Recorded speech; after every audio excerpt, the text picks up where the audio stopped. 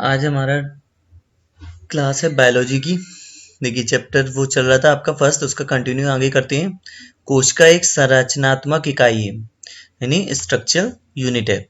तो कोशिका हमारे शरीर को आकार प्रदान करती है, इसलिए हम इसे संरचनात्मक इकाई कहते हैं। क्वेश्चन बन सकता है आपका कि कोशिका को संरचनात्मक इकाई क्यों कहते हैं।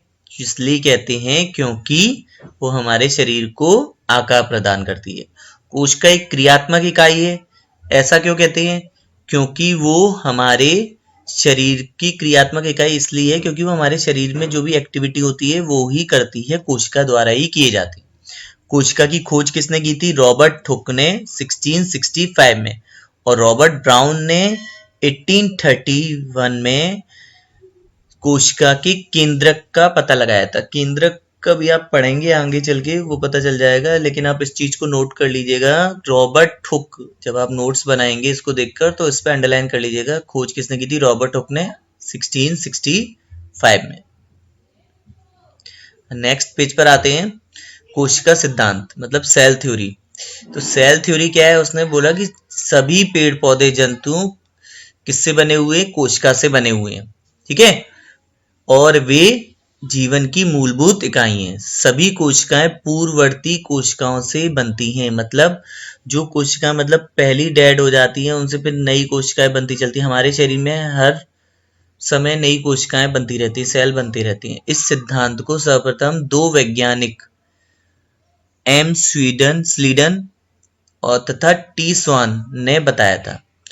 कोशिका के आधार पर जीवों का प्रकार, मतलब कोशिका के आधार पर तो दो प्रकार के होते हैं। एक तो एक कोशिकीय, जिसमें एक कोशिका पाई जाती है केवल, जिसमें जिन जीव जंतुओं में एक कोशिका पाई जाती है, जिन ऑर्गेनिज्म में, उसे कहते हैं हम एक कोशिकीय जीव, ठीक है। जैसे अमीबा, पेरिमीशियम, बैक्टीरिया, ये सब क्या है? एक कोशिकीय जीव है, क्योंकि केवल इनमें एक कोशिका पाई जाती है और इनके सारे कार्य वही कोशिका करती है।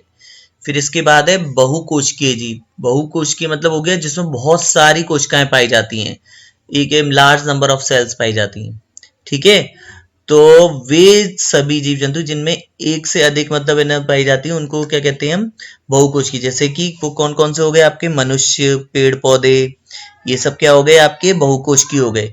और इसमें जो भी, और एक कोशिकीय जीव का जीवन चक्रण हमेशा छोटा होता है, मतलब उसका लाइफ स्पैन, मतलब उनकी आयु कम होती है, और बहुकोशिकीय जीव की आयु, लाइफ स्पैन मतलब जीवन चक्रण अधिक होता है। तो बहुकोशिकीय जीव एक कोशिकीय जीव से ही विकसित हुआ है। कोशिकाएं विभाजित होकर अपनी जैसी ही कोशिकाएं बनाती हैं, मतलब कोशिका अगर डिवाइड होती है तो फिर वो अपनी जैसी और कोशिकाएं बनाती हैं। नेक्स्ट पेज है आपका। इसी प्रकार सभी कोशिकाएं पूर्ववर्ती कोशिकाओं से उत्पन्न होती है। बहुकोशिकीय श्रम विभाजन होता है, अर्थात मतलब हर कार्य करने के लिए अलग अलग कोशिका होती है। मतलब सब कार्य के लिए, आपके सांस लेने के लिए अलग कोशिका है, आपकी डाइजेशन के लिए अलग कोशिका होती है। तो कुछ कोशिकाएं अपना आकार बदलती रहती हैं, जैसे अमीबा। कुछ जीव कोशिका का आकार स्थिर रहता है, जैसे कि तंत्रिका कोशिका। तो मानव शरीर में पाई जाने वाली कोशिकाओं के नाम, एक तो तंत्रिका कोशिका, रुधिर कोशिका यानी ब्लड सेल, वसा कोशिका, अस्थि कोशिका, ये सब आपके शरीर में पाई जाती है। शुक्राणु, अंडाणु, ठीक है, जनन कोशिका, रिप्रोडक्टिव, तो कई तरीके की कोशिकाएं पाई जाती हैं जो अपना अपना कार्य करती हैं।